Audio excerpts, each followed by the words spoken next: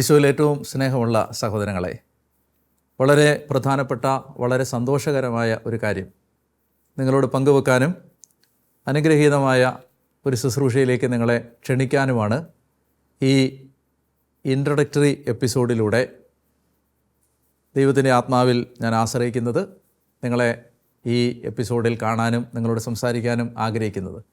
ജീവിതത്തിൽ പ്രത്യേകിച്ച് 2021 ശേഷം, കോവിഡിന് ശേഷം പ്രതീക്ഷ നഷ്ടപ്പെട്ട അനേകായിരങ്ങളെ പലയിടങ്ങളിലായിട്ട് കാണാൻ ഇടയായിട്ടുണ്ട്. അവർ പറഞ്ഞ കാര്യങ്ങൾ ഒരുമിച്ച് ചേർത്ത് വെച്ചാൽ അതൊരൊറ്റ വാചകത്തിൽ സംഗ്രഹിക്കാം: ഞങ്ങളുടെ ജീവിതം എന്തെല്ലാം ചെയ്തിട്ടും ഒരു പുരോഗതിയും ഉണ്ടാവുന്നില്ല. ഞങ്ങളുടെ ജീവിതത്തിൽ ഞങ്ങൾ എങ്ങനെയെല്ലാം പരിശ്രമിച്ചിട്ടും ഒരിടത്തും എത്തിച്ചേരുന്നില്ല. ഇത് ആത്മീയ ജീവിതത്തെക്കുറിച്ച് പറഞ്ഞവരുണ്ട്, സാമ്പത്തിക മേഖലയെക്കുറിച്ച് പറഞ്ഞവരുണ്ട്, സ്വന്തം ജീവിതത്തിൻ്റെ ലക്ഷ്യം കണ്ടെത്താൻ കഴിയാതെ വിഷമിക്കുന്ന ചെറുപ്പക്കാർ ഇത് പറഞ്ഞ കൂട്ടത്തിലുണ്ട്, വൈദികരുണ്ട്, സന്യസ്തരുണ്ട്.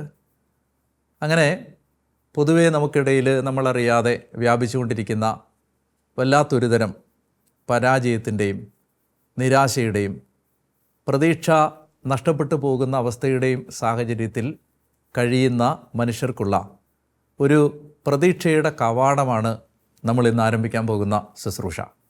ചുരുക്കി പറഞ്ഞാൽ, ജീവിതത്തിൽ വഴിമുട്ടി നിൽക്കുന്ന ഒരവസ്ഥയിലാണോ നിങ്ങൾ? ജീവിതത്തിൽ മുന്നോട്ട് നീങ്ങാൻ നിങ്ങൾക്ക് കഴിയുന്നില്ലേ? എന്നെല്ലാം ചെയ്തിട്ടും ജീവിതത്തിൻ്റെ ദിശ കണ്ടെത്താൻ നിങ്ങൾക്ക് സാധിക്കാതെ വരുന്നുണ്ടോ? കുറേ കൂടി ലളിതമായിട്ട് പറഞ്ഞാൽ, നിങ്ങൾക്ക് സന്തോഷം ഉണ്ടോ? 24 മണിക്കൂറും ഉള്ളിൽ നിങ്ങളൊരു ആനന്ദം അനുഭവിക്കുന്നില്ലേ? ഇല്ലെങ്കിൽ നിങ്ങൾക്ക് ഞാനീ പറഞ്ഞ ചോദ്യങ്ങളുടെ ഉത്തരം ഇല്ല എന്നാണെങ്കിൽ, നിങ്ങൾക്കുള്ള ഒരു പ്രതീക്ഷയാണ് ഇന്നു മുതൽ തുറക്കപ്പെടാൻ പോകുന്ന ഈ വാതിൽ. എന്താണ് ഈ ശുശ്രൂഷ? ഇത് ദിവ്യകാരുണ്യത്തിലൂടെ വിമോചനം പ്രാപിക്കുക, ദിവ്യകാരുണ്യത്തിലൂടെ വിശുദ്ധീകരണം പ്രാപിക്കുക, ദിവ്യകാരുണ്യത്തിലൂടെ മഹത്വീകരിക്കപ്പെടുക. Reaching to eucharistic glory through eucharistic deliverance, eucharistic service of deliverance and anointing. മഹത്വീകരിക്കപ്പെടാനും വിശുദ്ധീകരിക്കപ്പെടാനും ശക്തീകരിക്കപ്പെടാനും ജീവിതത്തിന് പുതിയ മാനങ്ങൾ കണ്ടെത്താനും ദിവ്യകാരുണ്യത്തിലൂടെ നടത്തുന്ന ഒരു യാത്രയാണ് നമ്മൾ ഈ 40 ദിവസം കൊണ്ട് നടത്തുന്ന ദിവ്യകാരുണ്യ ശുശ്രൂഷ. വിമല ഹൃദയത്തിന് സ്വയം പ്രതിഷ്ഠിച്ച ആളുകൾ നമ്മുടെ ഇടയിലുണ്ട്, വിശുദ്ധർക്ക് പ്രതിഷ്ഠിക്കുന്നവരുണ്ട്, അതുപോലെ തന്നെ ഈശോയുടെ തിരുഹൃദയത്തിന് പ്രതിഷ്ഠ നടത്തുന്നവരുണ്ട്. ഇങ്ങനെ പല പ്രതിഷ്ഠകൾക്ക് നടുവിൽ 40 ദിവസം കൊണ്ട് ദിവ്യകാരുണ്യത്തിന് നിങ്ങളെ പ്രതിഷ്ഠിക്കാൻ ഞാൻ നിങ്ങളെ ക്ഷണിക്കുകയാണ്. This is Eucharistic consecration. ദിവ്യകാരുണ്യ പ്രതിഷ്ഠയാണ് ഈ 40 ദിവസം കൊണ്ട് നമ്മൾ നടത്താൻ പോകുന്നത്. അതുകൊണ്ട് എന്താണ് ഈ ശുശ്രൂഷ? ഉത്തരം വളരെ ലളിതമാണ്. നിങ്ങളുടെ ജീവിതത്തിൻ്റെ ഏതെങ്കിലും മേഖലയിൽ സ്റ്റക്കായോ സ്റ്റാഗ്നൻ്റായോ തടസ്സപ്പെട്ടോ നിങ്ങൾ കിടക്കുന്നെങ്കിൽ, നിങ്ങൾക്ക് അതിജീവനത്തിന് മുന്നോട്ട് പോകുന്നതിന് ദൈവം തുറക്കുന്ന ഒരു വഴിയാണ് ഈ 40 ദിവസത്തെ ശുശ്രൂഷ. രണ്ടാമത്തെ കാര്യം, എന്തുകൊണ്ട് 40 ദിവസം? ബൈബിളിൽ 40 ഒരു സാധാരണ നമ്പർ അല്ല. ഇതൊരു സമയത്തെയോ ദിവസത്തെയോ സൂചിപ്പിക്കുന്ന ഒരു നമ്പർ എന്നതിന് അധികം അപ്പുറത്ത് ഇത് ഈ 40 ബൈബിളിൽ ടെസ്റ്റിൻ്റെ സമയമാണ്, പരീക്ഷണത്തിൻ്റെ സമയമാണ്, പരിശോധനയുടെ സമയമാണ്, പ്യൂരിഫിക്കേഷൻ്റെ ശുദ്ധീകരണത്തിൻ്റെ സമയമാണ്, അതുപോലെ തന്നെ ഒരുക്കത്തിൻ്റെ സമയമാണ്, അതുപോലെ തന്നെ ആത്മീയമായിട്ട് ദൈവം ഒരാളെ വളർത്താനോ ഉയർത്താനോ ആഗ്രഹിക്കുമ്പോൾ ദൈവം ഒരുക്കാനെടുക്കുന്നൊരു സമയമാണ് 40 ദിവസം. ബൈബിള് നമ്മൾ കാണുമ്പോൾ, പരിശോധിക്കുമ്പോൾ കാണുന്നൊരു കാര്യം, ഒരു മാസീവായ ഷിഫ്റ്റ് രക്ഷാകര ചരിത്രത്തിൽ എവിടെ ദൈവം വരുത്തിയിട്ടുണ്ടോ, ഉദാഹരണത്തിന് അന്ന് വരെ പൊക്കൊണ്ടിരുന്ന ഒരവസ്ഥയിൽ നിന്ന് ദൈവജനത്തെ അടുത്ത ഒരു തലത്തിലേക്ക് ദൈവം എവിടെല്ലാം രക്ഷാകര ചരിത്രത്തിൽ ഉയർത്താൻ ആഗ്രഹിച്ചിട്ടുണ്ടോ, അല്ലെങ്കിൽ ഒരു പുതിയ ഉടമ്പടി ദൈവജനവുമായിട്ട് സ്ഥാപിക്കാൻ ആഗ്രഹിക്കുന്നുണ്ടോ, അല്ലെങ്കിൽ ഏതെങ്കിലും ഒരു വ്യക്തിയെ അടുത്ത ഒരു ആത്മീയ തലത്തിലേക്ക് ഉയർത്താൻ ആഗ്രഹിക്കുന്നുണ്ടോ, ആ സമയത്ത് ദൈവം അവരോട് നിർദ്ദേശിക്കുന്ന, ആത്മാവിൽ നിർദ്ദേശിക്കുന്ന ഒരുക്കത്തിൻ്റെ സമയമാണ് 40 ദിവസം. അതായത് ഞാൻ വളരെ ലളിതമായി നിങ്ങളോട് പറഞ്ഞാൽ, നിങ്ങൾക്കൊരു സ്പിരിച്വൽ അപ്ഡേറ്റ് നിങ്ങൾ ആഗ്രഹിക്കുന്നുണ്ടെങ്കിൽ, നിങ്ങൾക്ക് നിങ്ങളുടെ ആത്മീയ റാങ്ക്, സ്പിരിച്വൽ റാങ്ക് കൂട്ടിക്കിട്ടാൻ ആഗ്രഹിക്കുന്നെങ്കിൽ, നിങ്ങളിലൂടെ വലിയ ദൈവിക കാര്യങ്ങൾ സംഭവിക്കാൻ നിങ്ങൾ ആഗ്രഹിക്കുന്നെങ്കിൽ, നിങ്ങൾക്ക് ഒരുങ്ങാൻ ബൈബിൾ നിർദ്ദേശിക്കുന്ന ഏറ്റവും കുറഞ്ഞ സമയത്തിൻ്റെ പേരാണ് 40 ദിവസം. അതുകൊണ്ട് തന്നെ അസാധാരണമായ ഒരു ആത്മീയ വളർച്ച 40 ദിവസം കൊണ്ടുണ്ടാവും. പഴയ മനുഷ്യനെ ബ്രേക്ക് ഡൗൺ ചെയ്ത് തകർത്ത് പുതിയ മനുഷ്യനെ ദൈവം പ്രിപ്പയർ ചെയ്യുന്ന ഒരു സമയമാണ് 40 ദിവസം. ഞാൻ ബൈബിളിൽ 40 ദിവസം എങ്ങനെയാണ് ഒരു വ്യക്തിയുടെ ജീവിതത്തെ, അല്ലെങ്കിൽ കർത്താവ് രക്ഷാകര വഴിയിൽ എങ്ങനെയാണ് ഈ 40 ദിവസത്തെ ഉപയോഗിച്ചത് എന്നതിൻ്റെ ചില ഉദാഹരണങ്ങൾ ചൂണ്ടിക്കാണിക്കാം. 40 ദിവസം ഇസ്രായേൽക്കാർക്ക് മരുഭൂമിയിലൂടെ ദൈവം അനുവദിച്ച ആ യാത്രയുടെ സമയമാണ് നമുക്കറിയാം. ആ യാത്ര വാഗ്ദത്ത നാട്ടിലേക്ക് എത്തുന്നതിന് മുമ്പ് അവർ പരിശോധിക്കപ്പെട്ട സമയമാണ്. It's A period of test. അതുകൊണ്ട് തന്നെ ദൈവം നമ്മളെ അടുത്ത ആത്മീയ തലങ്ങളിലേക്കും കുടുംബത്തിൻ്റെ അടുത്ത ഒരു വളർച്ചയുടെ തലത്തിലേക്കുമൊക്കെ ഉയർത്താൻ ആഗ്രഹിക്കുമ്പോൾ ഇതൊരു പരിശോധനാ സമയമാണ്. ദൈവസന്നിധിയിൽ വിശ്വസ്തരാണെന്ന് പ്രൂവ് ചെയ്യാൻ നമുക്ക് കിട്ടുന്ന വിശ്വസ്തതയുടെ തെളിവായി നമുക്ക് ദൈവത്തിൻ്റെ മുമ്പിൽ സമർപ്പിക്കാൻ കഴിയുന്ന ആ പരിശോധനയുടെ സമയമാണ് ഈ ഇസ്രായേൽ ജനത്തിന് മരുഭൂമിയിലെ 40 വർഷത്തെ യാത്ര. ഇനി മോശയുടെ ജീവിതത്തിലേക്ക് വന്നാൽ, മോശ 40 രാവും 40 പകലും തനിയെ സിനായി പർവ്വതത്തിൻ്റെ മുകളിൽ ഭക്ഷിക്കുകയോ പാനം ചെയ്യുകയോ ചെയ്യാതെ ദൈവത്തോടൊപ്പമായിരുന്നു. പുറപ്പാട് പുസ്തകം 34:28 നമ്മളത് കാണുന്നത്. ഈ 40 ദിവസത്തെ ആഴമായ പ്രാർത്ഥനയുടെ സമയം മോശയെ സംബന്ധിച്ച് ഇസ്രായേൽ എന്ന ജനതയുടെ ജീവിതത്തിലെ ഏറ്റവും പ്രധാനപ്പെട്ട കൽപ്പനകളും നിയമങ്ങളും പ്രാപിക്കാനും ദൈവത്തിൻ്റെ ഹിതം മനസ്സിലാക്കും, പ്രത്യേകിച്ച് സമാഗമ കൂടാരം പോലെയുള്ള ആരാധനാലയം നിർമ്മിക്കാനുമെല്ലാം മോശയെ ദൈവം പ്രിപ്പയർ ചെയ്ത, മോശയുടെ ജീവിതത്തിൻ്റെ ടേണിംഗ് പോയിൻ്റ് എന്ന് വിളിക്കാവുന്ന ഒരു സമയമാണ് ഈ 40 ദിവസം. ഇനി രണ്ടാമത് ബൈബിളിൽ 40 ദിവസവുമായി ബന്ധപ്പെട്ട് നമ്മൾ കാണുന്ന മറ്റൊരു വ്യക്തിയാണ് ഏലിയ.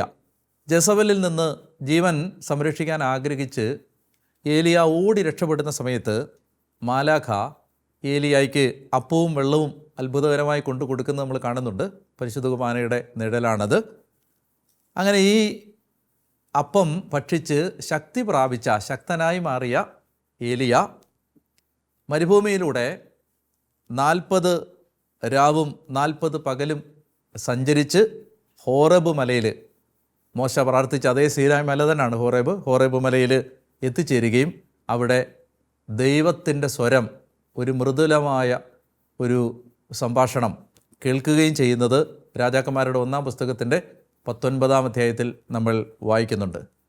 ഏലിയ സ്വർഗത്തിലേക്ക് എടുക്കപ്പെടുന്നതിൻ്റെ ഒരുക്കമായി ഏലിയായ്ക്കുണ്ടായ വലിയ ഒരു ആത്മീയ അപ്ഡേറ്റാണ് ഈ 40 ദിവസത്തെ ഏലിയായുടെ ഉപവാസം. ഇനി നമ്മൾ 40 ദിവസവുമായിട്ട് കാണുന്ന മറ്റൊരു പ്രധാനപ്പെട്ട വ്യക്തി നമ്മുടെ കർത്താവായ യേശുക്രിസ്തു തന്നെയാണ്. തൻ്റെ പരസ്യ ജീവിതം ആരംഭിക്കുന്നതിന് തൊട്ടു മുമ്പ് കർത്താവ് 40 രാവും 40 പകലും മരുഭൂമിയിൽ ഉപവസിക്കുന്നതായി മത്തായിയുടെ സുവിശേഷം 4-ാം അധ്യായത്തിൻ്റെ 1-2 വാക്യങ്ങളിൽ നമ്മൾ കാണുന്നുണ്ട്. പിശാചിനാൽ പരീക്ഷിക്കപ്പെട്ടു, അവിടെ പിശാചിനെ പരാജയപ്പെടുത്തി അവിടെ നിന്ന് യേശു ദൈവരാജ്യത്തിൻ്റെ സുവിശേഷവുമായി തൻ്റെ പരസ്യ ജീവിതം ആരംഭിക്കുകയും ദൈവരാജ്യത്തിൻ്റെ ഉദ്ഘാടനം നടക്കുകയും ചെയ്യുന്നു. 4-മതായി 40 ദിനം ബൈബിളിൽ കാണുന്നത് നിനവേ നിവാസികളോട് യോന നടത്തുന്ന പ്രവചനത്തിലാണ്. യോനായുടെ പുസ്തകം 3-ാം അധ്യായം 4-ാം വാക്യം. ഇനി 40 ദിവസത്തിനുള്ളിൽ നിനവേ നശിപ്പിക്കപ്പെടുമെന്ന് യോന പറയുമ്പോൾ, ഈ നിനവേ വാസികൾ വിജാതീയരാണ്. അവർ ആ സ്വരം കേൾക്കുകയും അവർ ഉപവസിക്കുകയും അവർ പരിഹാരം അനുഷ്ഠിക്കുകയും ചെയ്ത് നിനവയുടെ മേൽ ദൈവം വെച്ചിരുന്ന ശിക്ഷാവിധി മാറിപ്പോയതായി നമ്മൾ കാണുകയാണ്. അതുകൊണ്ട് തന്നെ നമ്മുടെ ജീവിതത്തിലെ കാലിക ശിക്ഷകൾ ഇല്ലാതാവാനും, നമ്മുടെ ജീവിതത്തിൽ ദൈവം നമുക്ക് വെച്ചിരിക്കുന്ന ആ പരിശോധനയുടെ സമയം അവസാനിക്കാനും, നമ്മുടെ ജീവിതത്തിൽ സഹനങ്ങൾ കുറയാനുമൊക്കെ നമ്മളെ സഹായിക്കുന്ന, നമ്മുടെ ജീവിതത്തിലെ ശിക്ഷാവിധികൾ മാറിപ്പോവാൻ നമ്മളെ സഹായിക്കുന്ന ഒരു സമയമാണ് ഈ 40 ദിവസം. ഇനി മറ്റൊരു ഉദാഹരണമാണ് നോഹയുടെ കാലത്തുണ്ടായ പ്രളയം. ആ പ്രളയത്തിൽ മഴ പെയ്തത് 40 രാവും 40 പകലുമാണെന്ന് നമ്മൾ ഉൽപ്പത്തി പുസ്തകം 7-ാം അധ്യായത്തിൽ വായിക്കുന്നുണ്ട്. അതായത് പ്രളയത്തിൽ പാപത്തിൽ മുങ്ങിക്കിടന്ന ഒരു മാനവജാതിയെ ദൈവം വൈപ്പ് ഔട്ട് ചെയ്യുകയാണ്, തുടച്ചു മാറ്റുകയാണ്. അവിടെ നോഹയിലൂടെ പുതിയ സൃഷ്ടി ആരംഭിക്കുകയാണ്. നമ്മുടെ ജീവിതമാണ് ഈ പ്രളയത്തിൽ മുങ്ങിപ്പോകുന്നത്. ഏത് ജീവിതം? പാപം നിറഞ്ഞ, പാപത്തിൻ്റെ തകർച്ചകൾ കൊണ്ടുവന്ന, പാപം കൊണ്ടുവന്ന അസ്വസ്ഥതകൾ പേറുന്ന, നമ്മുടെ ജീവിതത്തിലെ നാശവും ദുരിതവും തകർച്ചയും വരുത്തുന്ന എല്ലാ കാര്യങ്ങളും പ്രളയജലത്തിൽ ഒഴുകിപ്പോകുന്നത് പോലെ ഒഴുകിപ്പോയി നമ്മൾ നോഹയുടെ കാലത്തെന്ന പോലെ ഒരു പുതിയ സൃഷ്ടി ആരംഭിക്കാൻ, ഒരു പുതിയ ജീവിതം ആരംഭിക്കാൻ ദൈവം തരുന്ന വലിയ അനുഗ്രഹത്തിൻ്റെ ഒരു സമയമാണ് 40 ദിവസം.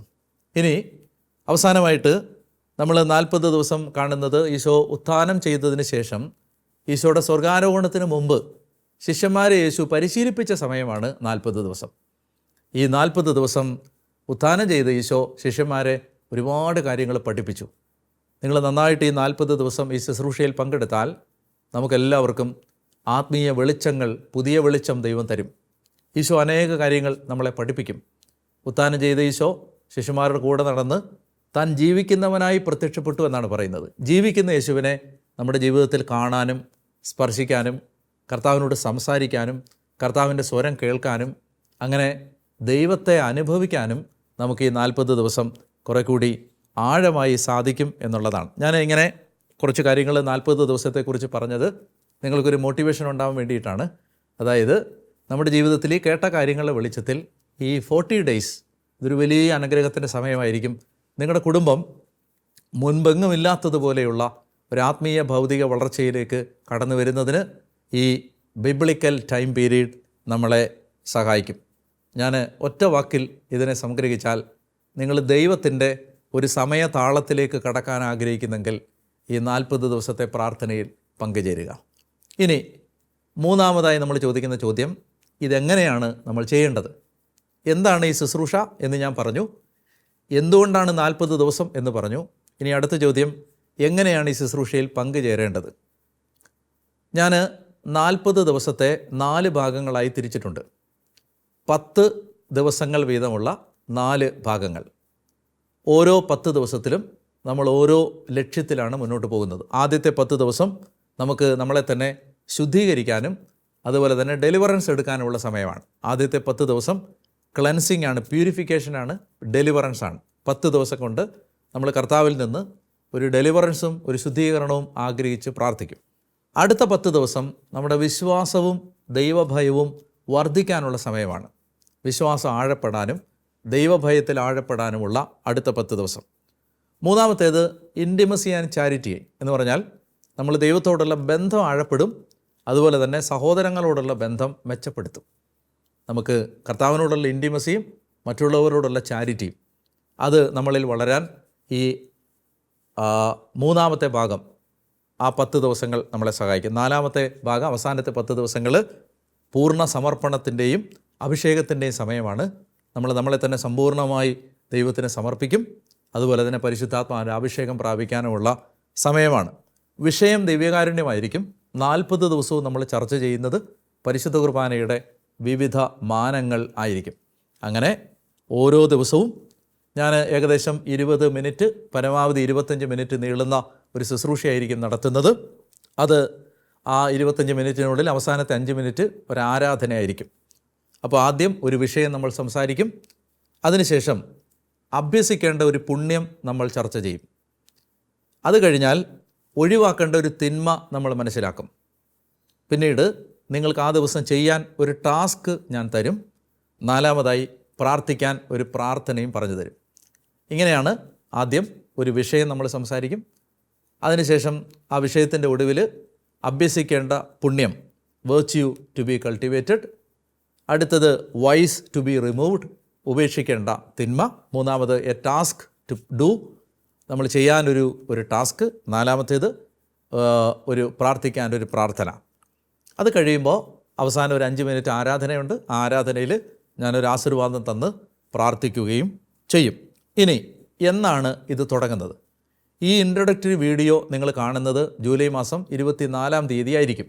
ആ ആമുഖം, ഈ പറയുന്ന കാര്യങ്ങൾ നിങ്ങൾ കേട്ട് കഴിഞ്ഞാൽ പിന്നീട് അടുത്ത ഒരാഴ്ച നിങ്ങൾക്ക് ഈ ശുശ്രൂഷയ്ക്ക് വേണ്ടി പ്രാർത്ഥിച്ചൊരുങ്ങാനും കുമ്പസാരിക്കാനും കർത്താവിൻ്റെ കൃപകൾ ചോദിക്കാനും ഇത് മുടക്കാതിരിക്കാൻ ദൈവത്തിൽ നിന്ന് സഹായം യാചിക്കാനുമൊക്കെയുള്ള ഒരു 1 വീക്ക് പ്രിപ്പറേഷൻ ടൈമാണ് 24-ാം തീയതി മുതൽ നമുക്ക് കിട്ടുന്നത്. ആ 7 ദിവസം കഴിയുമ്പോൾ 31-ാം തീയതി, ജൂലൈ മാസം 31-ാം തീയതി ഈ ശുശ്രൂഷ അതിൻ്റെ 1-ാമത്തെ എപ്പിസോഡ് നിങ്ങൾക്ക് കാണാൻ കഴിയും. ഈ ശുശ്രൂഷ അതിൻ്റെ 40-ാമത്തെ ദിവസം സെപ്റ്റംബർ മാസം 8-ാം തീയതി മാതാവിൻ്റെ തിരുനാളിൽ നമ്മൾ ഇത് സമാപിപ്പിക്കുകയും ചെയ്യും. ഇനി നിങ്ങൾ ഒരുങ്ങേണ്ട പ്രധാനപ്പെട്ട വിധം ഞാൻ പറഞ്ഞ പോലെ ആദ്യത്തെ ഈ ഇൻട്രൊഡക്ടറി വീഡിയോ നിങ്ങൾ കണ്ടു കഴിഞ്ഞാൽ അത് കഴിഞ്ഞ് വരുന്ന ആദ്യത്തെ ആ 7 ദിവസങ്ങൾ നിങ്ങൾ നന്നായി കുമ്പസാരിച്ച് ഒരുങ്ങുക. അതിനുശേഷം 1-ാമത്തെ എപ്പിസോഡ് തുടങ്ങുന്ന ദിവസം മുതൽ 40 ദിവസത്തേക്ക് നമ്മൾ നമ്മുടെ പൂർവികർക്ക് വേണ്ടി പ്രാർത്ഥിക്കും. ആ പൂർവികർക്ക് വേണ്ടിയുള്ള പ്രാർത്ഥനയുടെ ഫാമിലി ട്രീയുടെ ചാർട്ടും അതുപോലെ തന്നെ ആ ഫാമിലി ട്രീക്ക് വേണ്ടി പൂർവികർക്ക് വേണ്ടിയുള്ള പ്രാർത്ഥനയും നമുക്ക് മൗണ്ട് കാർമലിൻ്റെ വെബ്സൈറ്റിൽ നിന്നും അതുപോലെ തന്നെ എൻകൗണ്ടർ ആപ്ലിക്കേഷനിൽ നിന്നും, എൻകൗണ്ടർ മൊബൈൽ ആപ്ലിക്കേഷനിൽ നിന്നും മൗണ്ട് കാർമലിൻ്റെ വെബ്സൈറ്റിൽ നിന്നും നിങ്ങൾക്ക് ഈ മെറ്റീരിയൽ ഡൗൺലോഡ് ചെയ്തെടുത്ത് പ്രാർത്ഥനയ്ക്കും ഉപയോഗിക്കാം. അതുപോലെ തന്നെ കുമ്പസാര സഹായിയും അവിടെ ലഭ്യമാണ്.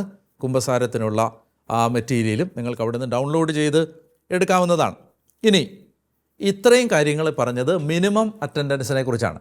എന്ന് പറഞ്ഞാൽ ഏറ്റവും ചുരുക്കി ഇത് ചെയ്യാൻ ആഗ്രഹിക്കുന്നവർക്ക് ഇത്രയും കാര്യങ്ങൾ ചെയ്താൽ മതിയാവും. എന്നാൽ നിങ്ങളതൊരു പൂർണ്ണതയിൽ നിർവഹിക്കാൻ ആഗ്രഹിക്കുന്നുണ്ടെങ്കിൽ, ഇത് ഏറ്റവും നന്നായി നിങ്ങൾക്ക് ചെയ്യണമെന്ന് നിങ്ങൾ ആഗ്രഹിക്കുന്നുണ്ടെങ്കിൽ ചെയ്യേണ്ടത് എല്ലാ ദിവസവും നിങ്ങൾ 40 ദിവസവും വിശുദ്ധ കുർബാനയിൽ മുടങ്ങാതെ സംബന്ധിക്കുക. എല്ലാ ദിവസവും 1 മണിക്കൂർ ദിവ്യകാരുണ്യം എഴുന്നള്ളിച്ച് വെച്ചിട്ടുള്ള ഏതെങ്കിലും ആരാധന ചാപ്പലുകളിൽ പോയി ആരാധനയിൽ പങ്കെടുക്കുക. അതിന് സാധ്യമല്ലെങ്കിൽ നിങ്ങളുടെ മുറിയിൽ ഓൺലൈനിൽ പെർപ്പച്വൽ അഡറേഷൻ ലൈവായി പല ചാനലുകളിലും യൂട്യൂബ് ചാനലുകളിൽ ലഭ്യമാണ്. അങ്ങനെ 1 മണിക്കൂർ നിങ്ങളുടെ മൊബൈലിലോ ടി വിയിലോ ദിവ്യകാരുണ്യ ആരാധന ഓൺലൈനായി കണ്ടുകൊണ്ട് അതിൽ പങ്കെടുത്ത് പ്രാർത്ഥിക്കുക.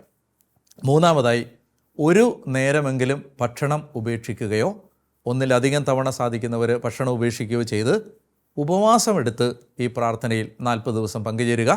ഇനി അതിന് സാധിക്കാത്തവർക്ക് പഞ്ചസാരയോ മധുരമോ അല്ലെങ്കിൽ മൊബൈലിലെ ഏതെങ്കിലും സോഷ്യൽ മീഡിയ ആപ്ലിക്കേഷനോ ഒക്കെ ഫാസ്റ്റിംഗ് എടുത്ത് ഉപേക്ഷിച്ച് നമുക്ക് ഏതെങ്കിലും ഒരു ത്യാഗം ഏറ്റെടുത്ത് ഇതിൽ പങ്കെടുക്കുക.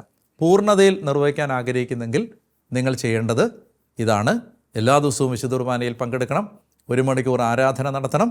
അതുപോലെ തന്നെ ഉപവാസമെടുത്ത് ഈ 40 ദിവസത്തെ പ്രാർത്ഥനയിൽ 1 നേരമോ അല്ലെങ്കിൽ മുഴുവൻ സമയമോ 40 ദിവസം മുഴുവനുമോ ഒക്കെ ഓരോരുത്തരുടെയും സാഹചര്യം അനുസരിച്ച് കഴിവനുസരിച്ച് ഉപവാസം എടുത്ത് പങ്കെടുക്കുകയും ചെയ്യുക. ഇനി നിങ്ങൾ എന്ത് ചെയ്യണം? ഈ ഇൻട്രൊഡക്ടറി വീഡിയോ കണ്ടു കഴിഞ്ഞാൽ അവസാനമായി നിങ്ങൾ ചെയ്യേണ്ടത്, നിങ്ങൾ ഈ വീഡിയോ നിങ്ങളുടെ കുടുംബ ഗ്രൂപ്പുകളിലും നിങ്ങളുടെ പാരിഷ് ഗ്രൂപ്പ്സ് വാട്സപ്പ് ഗ്രൂപ്പുകളിലും നിങ്ങൾക്കറിയാവുന്ന ഈശോയെ സ്നേഹിക്കുന്ന എല്ലാ ആളുകൾക്കും ഇടയിലേക്ക് സഭാവ്യത്യാസമില്ലാതെ ഷെയർ ചെയ്യുക. പരമാവധി ആളുകളിലേക്ക് ഇത് എത്തിക്കുക. ഞാൻ ഈ ശുശ്രൂഷ നടത്തുന്നത് കേരളത്തിലെ മിക്കവാറും എല്ലാ ക്രിസ്ത്യൻ ചാനലുകൾക്കും വേണ്ടിയാണ്. അതുകൊണ്ട് ഏതെങ്കിലും ഒരു ക്രിസ്ത്യൻ ചാനലിൽ നിങ്ങൾക്ക് ഈ ശുശ്രൂഷ കാണാനായി കഴിയും. അതുകൊണ്ട് നിങ്ങൾ ഈ ശുശ്രൂഷ ഇപ്പോൾ എവിടെയാണോ കാണുന്നത്, നിങ്ങൾക്ക് ശാലോമിലോ ഷെക്കേനയിലോ അല്ലെങ്കിൽ ഗുഡ്നസ്സിലോ വേൾഡ് ടു വേൾഡിലോ നിങ്ങൾക്ക് കാണാം. മൗണ്ട് കാർമലിൻ്റെ യൂട്യൂബ് ചാനലിൽ കാണാം. അപ്പോൾ എവിടെയാണോ ഇപ്പോൾ നിങ്ങൾ ഇൻട്രൊഡക്ടറി വീഡിയോ കാണുന്നത് അവിടെ നിങ്ങൾ ഈ 40 ദിവസവും ശുശ്രൂഷയിൽ പങ്കെടുക്കുക. നിങ്ങൾക്ക് നിങ്ങളുടെ കുടുംബാംഗങ്ങൾ രോഗികളായി കഴിയുന്നവർക്കൊക്കെ വീട്ടിൽ ഈ ഏതെങ്കിലും ഒരു ക്രിസ്ത്യൻ ചാനലിൽ ടി വിയിൽ ഇത് കാണാൻ പറ്റും. ഒരു ദിവസം പല പ്രാവശ്യം ഇത് റീകാസ്റ്റ് ചെയ്യപ്പെടും. അപ്പോൾ ഏതെങ്കിലും ഒരു സമയത്ത് കൺവീനിയൻ്റായ സമയത്ത് കണ്ട് മുടങ്ങാതെ 40 ദിവസവും ഈ പ്രാർത്ഥനയിൽ പങ്കുചേർന്നാൽ ഞാൻ നിങ്ങളോട് പറയുന്നു, അസാധാരണമായ ഒരു ആത്മീയ മുന്നേറ്റം നിങ്ങൾക്കുണ്ടായിരിക്കും എന്ന് ഞാൻ പറയുന്നത് എൻ്റെ ഒരു മാനുഷിക വാക്കായിട്ട് നിങ്ങൾ കാണണ്ട. ഞാൻ നന്നായി ഇതിനു വേണ്ടി പ്രാർത്ഥിച്ച് ഒരുങ്ങി ദൈവം തന്ന ഒരു വലിയ പ്രേരണയിലാണ്, കർത്താവിൻ്റെ ഒരു സ്വരം കേട്ടിട്ടാണ് ഈ ശുശ്രൂഷ ചെയ്യുന്നത്. അതുകൊണ്ട് അതെനിക്ക് നിങ്ങൾക്കും വലിയ ആത്മീയ പുരോഗതിക്ക് കാരണമാകും എന്നെനിക്ക് നന്നായിട്ട് അറിയാം. അതുകൊണ്ട് നിങ്ങളെ ഞാൻ പ്രത്യേകം ഈ ശുശ്രൂഷയിലേക്ക് സ്വാഗതം ചെയ്യുന്നു. പരമാവധി ഷെയർ ചെയ്യുക. നിങ്ങളുടെ കുടുംബാംഗങ്ങളെ, പ്രിയപ്പെട്ടവരെല്ലാം ഈ ശുശ്രൂഷയിൽ പങ്കെടുക്കാൻ വേണ്ടി നിങ്ങൾ പ്രേരിപ്പിക്കുകയും ചെയ്യുക. ദൈവം നിങ്ങളെല്ലാവരെയും അനുഗ്രഹിക്കട്ടെ. ജൂലൈ മാസം 31-ാം തീയതി നമുക്ക് വീണ്ടും കാണാം. എല്ലാ ദൈവാനുഗ്രഹങ്ങളും നിങ്ങൾക്ക് ഞാൻ നേരുന്നു.